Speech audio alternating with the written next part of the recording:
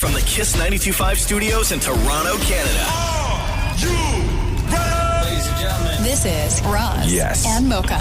it's Roz Mocha. What's going on? Hey guys, this is Bruno Mars. This is Selena Gomez. The Chainsmokers. Lady Gaga. Calvin Harris. Celestia Cara. This is Ed Sheeran. You're listening to my boys Roz and Mocha. Roz and Mocha. My boys Roz and Mocha. The Roz and Mocha Show. Ready to go. Between Roz and Mocha, who is your favorite? You guys are so funny, man. Congratulations, Lisa!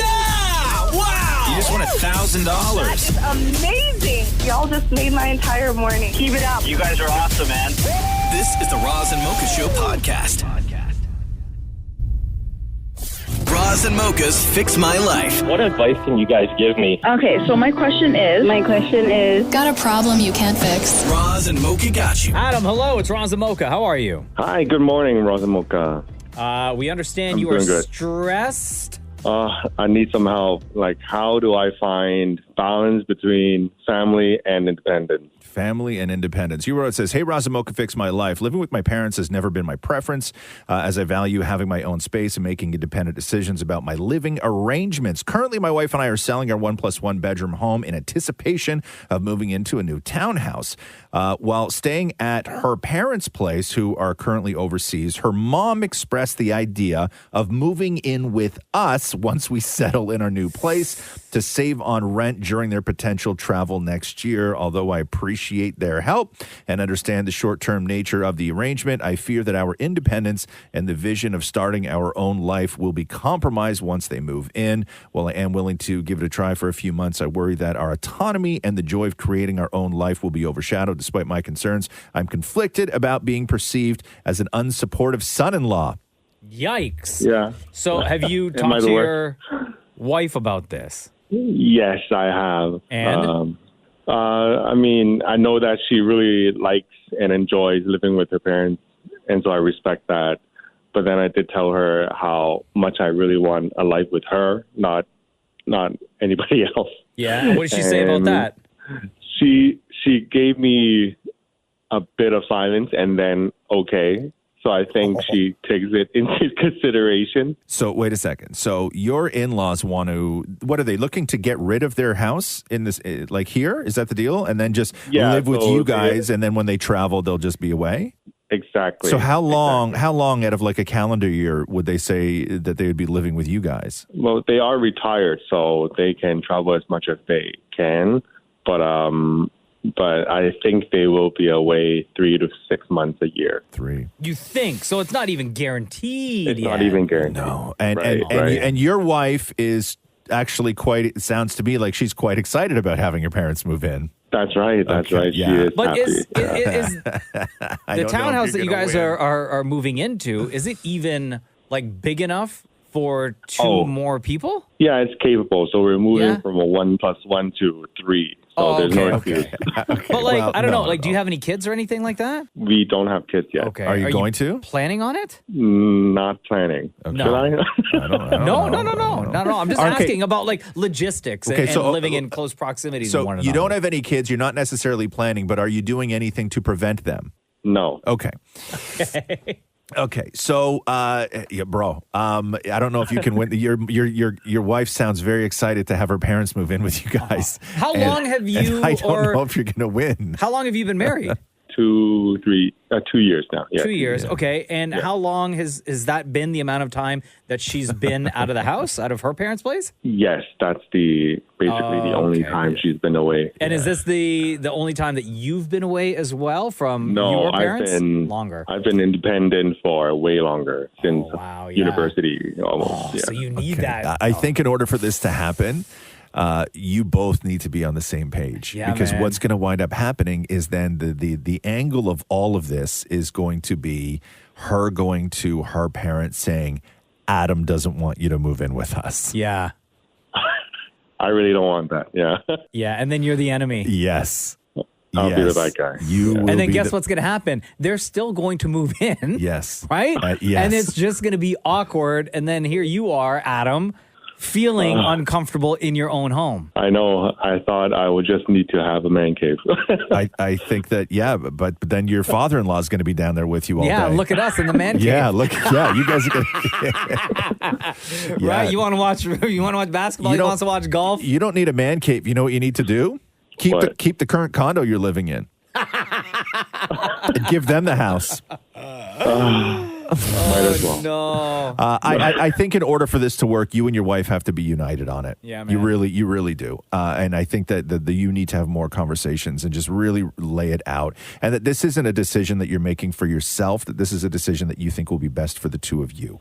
And that you guys, you're building something. You're building a life together. You're doing all this stuff. And, you don't want to be interrupted. You don't want to be undermined. But you also, you want to be romantic. And you want space. Right? And you want privacy. I do. And you want to be able to be free in your own home, and you're newlyweds. And how are you supposed to come home after work and tap that when her mom's sitting at the table? I know. Yeah. So maybe that's the angle. You know what you do? Yeah. I would do this. I'd work out for a month and eat all the right foods and do all the right stuff. And I would have provided the most incredible tapping that woman has ever experienced. Like, there will never be tapping like that again. Wow. And then you just look at her and go, that'll be the last time that happens. We got maybe 1.5 inches of drywall between me and your mother. Oh, damn. Oh, yeah, that killed the mood right Right? away. Yeah. Guaranteed your in-laws won't be moving in. Yeah. There you do have choices. But I would say in order for this to happen, you and your wife need to be on the same page. Otherwise, your in-laws are going to move in with you. And you're going to become best friends with your father-in-law and never have sex again. Oh, no. Yeah. There you go. Couple of options for you there, Adam. Thanks, man. Thank you, guys. Love you guys. Roz and Mocha's Fix My Life. On Kiss.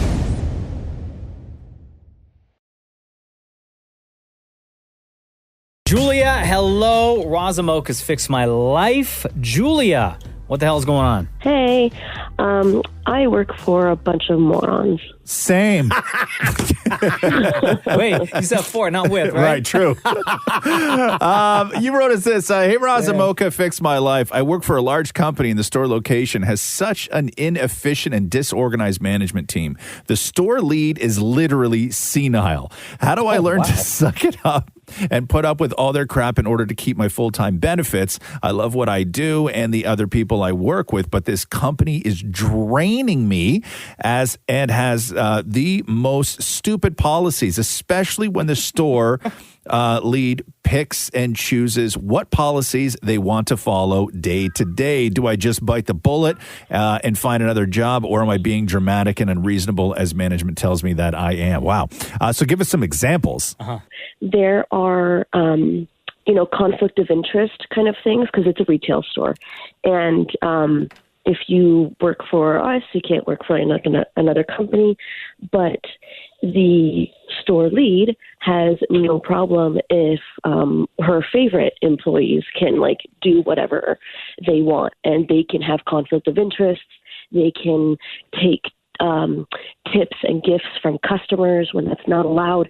They can wear whatever they want, even though it's against uniform. It's so stupid. And then I can't remember something else, but anyway. Wait, but do you, Julia, do you get your job done every day? Are you going in there, completing the task, and you're good? Sometimes. Oh, and sometimes not? Yes. Okay. Why do you not get your job done some days? So sometimes I don't, because I'll be pulled in to the store leader office to be told that what I'm doing that is following the rules, she wants me to not do that day. Hey, Julia, yeah. not to be please don't take any offense to this, okay? Okay. Are you a crap employee?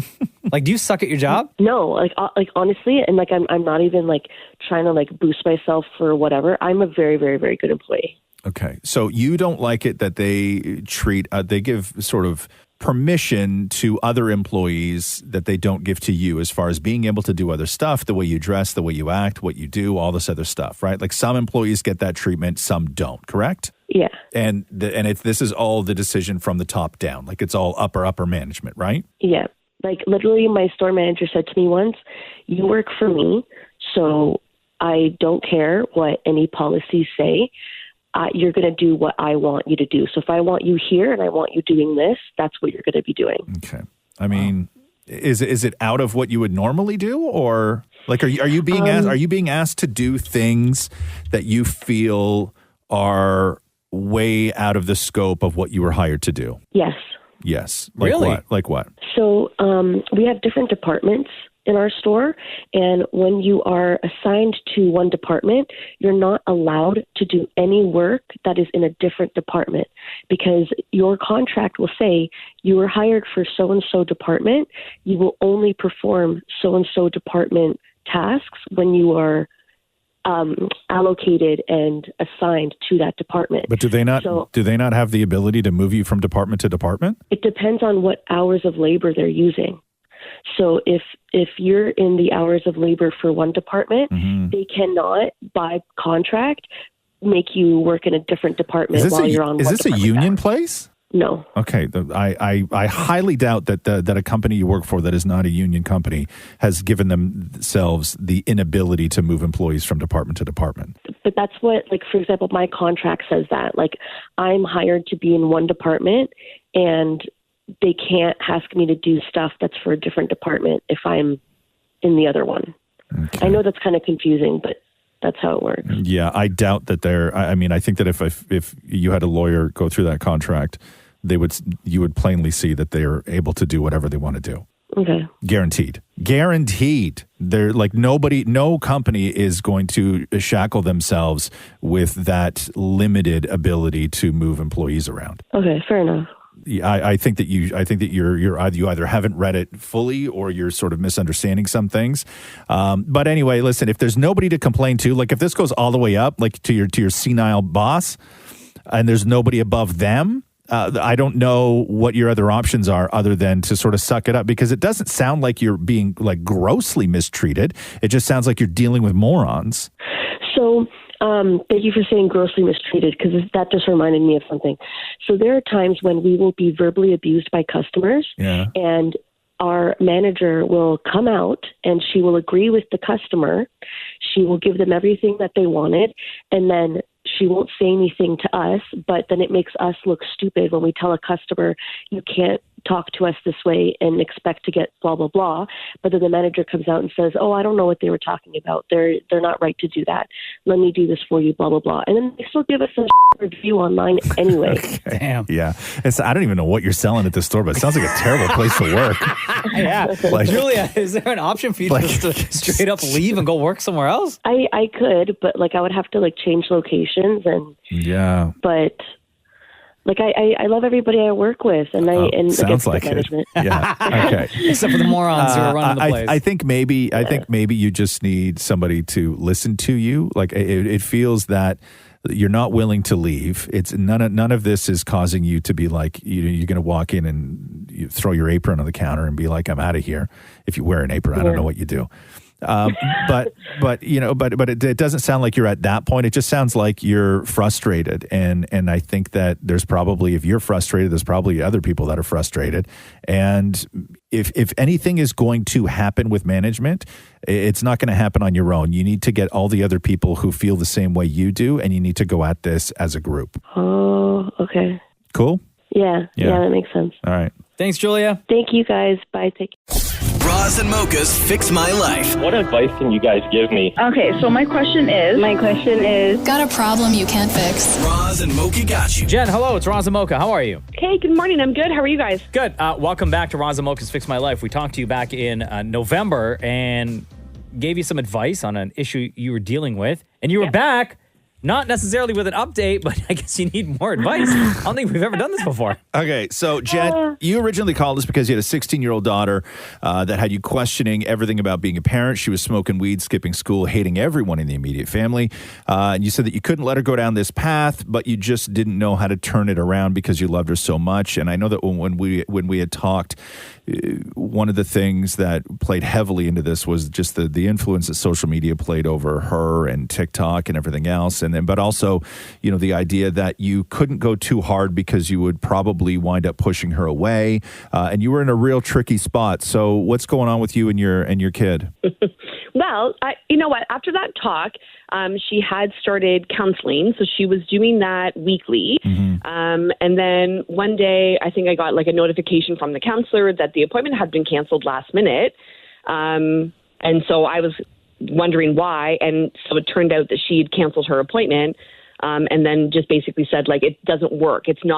Counseling's not for me, essentially, is what she said. She goes, it's for people that have anxiety and depression, and I don't have that. What happened then?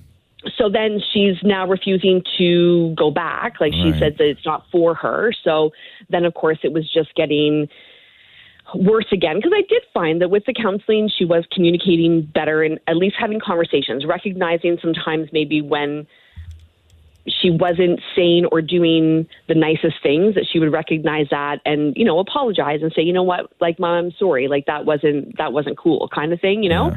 And then now that she's not going, she's like right back into just being extremely disrespectful to me, to her brother, to mostly, I guess, just to us. But yeah, it got worse to the point that not that long ago, like days ago, I basically told her, if you're not happy here, because she said living at home is like with me was like living in hell. Right. And so I said, maybe it's time for you to go find your happy place. So right now she has, packed up some stuff and she's living with her dad.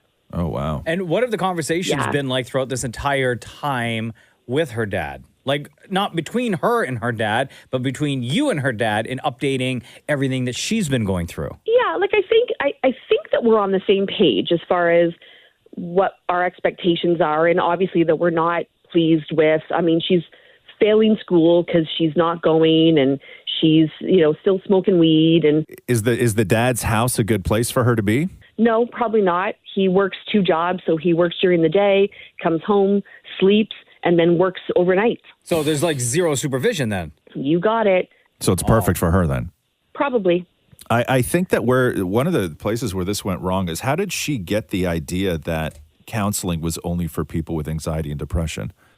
Like, who put that in her head? I don't know. I guess her when she was in counseling, she said that the counselor only focused on why she smoked weed. Yeah. And so she was like, but that's all she ever wanted to talk about. Hey, you got any other women in your life? Does she have an aunt? Do you got a sister? She got anybody like that? Yeah, my sister tried to talk to her at Christmas time. Yeah. And she went and locked herself in the bathroom. Okay. Because she said my aunt, like, she came at me. Yeah. Like, so when you do want to talk to her, she goes back. You can't, like. Well, you know what? Maybe the aunt didn't even come at her, and that's just how she takes it. Like, everyone is 100%. against her, right? It's her against the world. It's important to give, especially, sort of young women, right? It's important to give them, as a mom, I know you grow up, like, you raise this kid thinking that you're going to be their everything, right?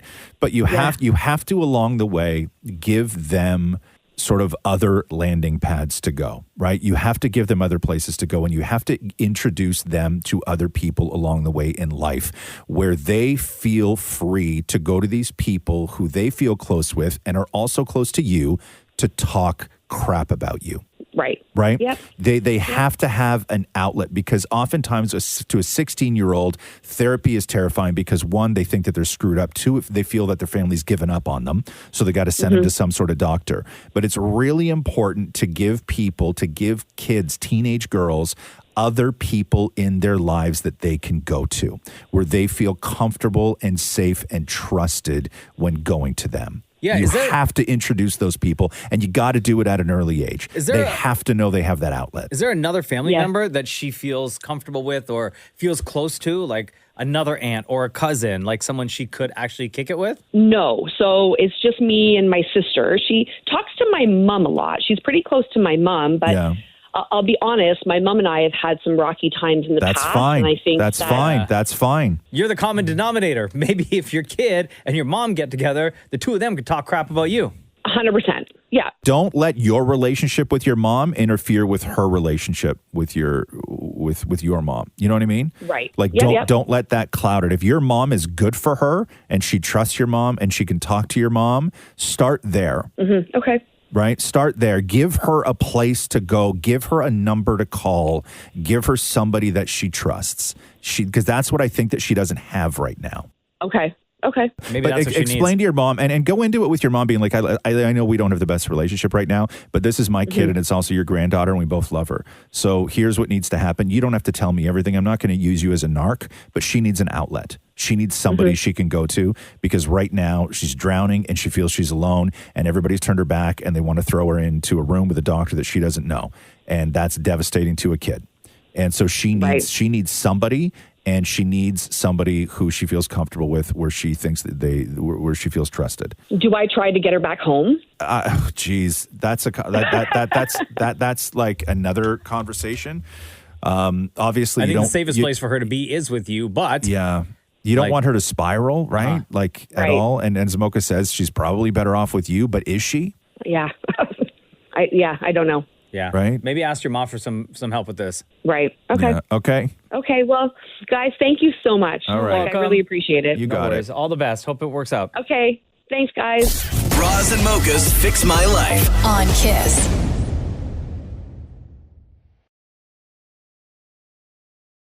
Sandra, hello. It's Roz Mocha. Welcome to Fix My Life. What in your life needs fixing? Something stinks at work. Something stinks at work. Sandra Euro says, hey, Roz Mocha, Fix My Life. I'm an ECE, which is an early childhood educator, and have a partner in my classroom. She's new, only started in October, but she stinks.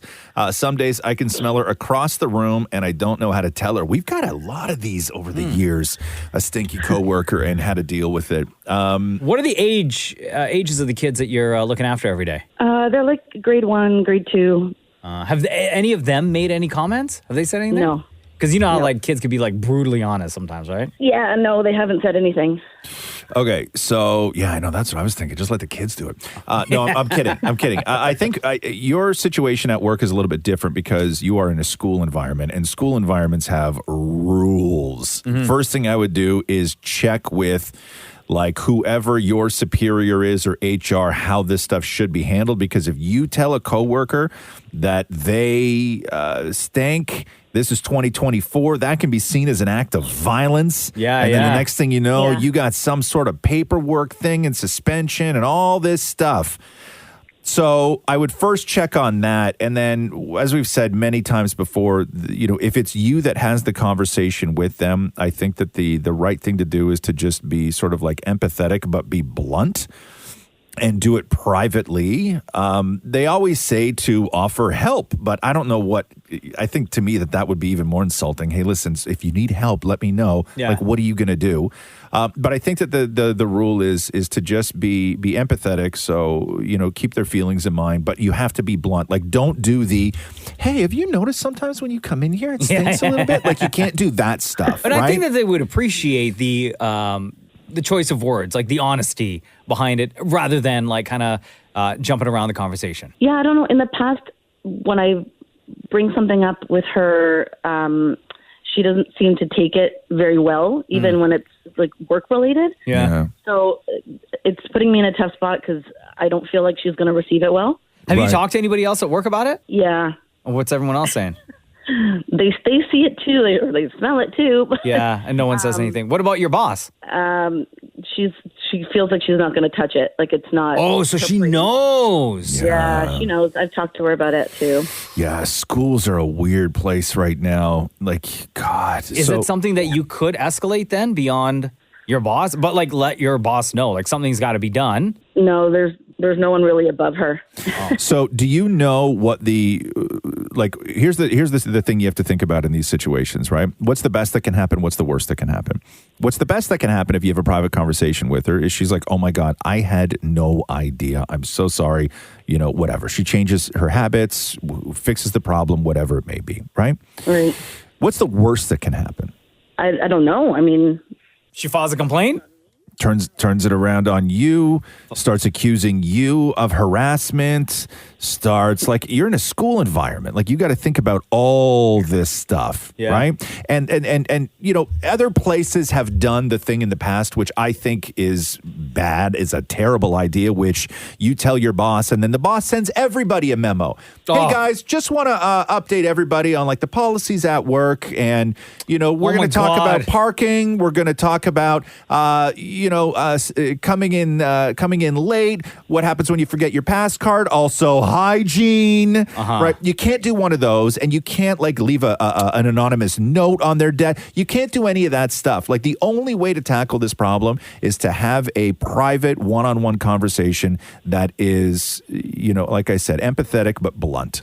You know, we got one of those emails last week. Did we? From our boss. Really? Yeah. About what? And I think I'm the guilty one, but he sent it to like everyone. About keeping the studio space clean and not to leave bits of granola on the desk and stuff like that, right? And I was like, bro, just tell me that I left some granola. Because I eat breakfast here every single day, and I try my best to keep the workspace clean before I leave. But I guess that particular day, maybe some granola bits from my breakfast was left over, and he sent an email to everybody. Right, and what that does is other people are like, dude, I don't eat granola. That's mocha. Yeah. Why did I get this email? Yeah. But when I read it, I was like, I know this is me. Yes. But just like, tell me. Yes. When I was at ET Canada, we used to get those all the time because they were terrified to have private conversations with people, all of us divas up there, right? So somebody would do something, right? Like, I don't know, you're late, whatever it is, right? And an email would go out just to remind everybody, studio time is not an option. You have to be there. I'm like, I have never been late in 17 years. Yeah, don't at me on this one. Don't at me on this one. And also, say something positive to me. Your hair looks great. Right? Say, hey, man, you've never been late and we noticed. Yeah, I get it. Right? You can't do that. So I don't know if that's an option, Sandra, for you to have a direct one-on-one. And to Roz's point, be compassionate about it. Yeah, I'm going to have to work on it. Yeah. I'm going to give it a little bit of time. Yeah. But yeah, it's something that I'll probably have to do a one-on-one. Yeah. But also, you know, look up the company policy on things like that, on how to have a conversation, or if somebody else needs to step in and have a conversation. So then you don't get accused of harassing her. Right. Okay. It's a tough one. It's a tough one to deal with, especially in a school environment. In a school environment. Yeah. Yeah. Okay. All right, Sandra. Okay. Thanks All right. so much. No worries. Have a good day. You too. Thanks. Thanks for listening to the Roz and Mocha Show podcast. Catch the guys live Weekday mornings from 6 to 10. on Kiss 92.5 Kiss925.com. or download the Kiss 92.5 app.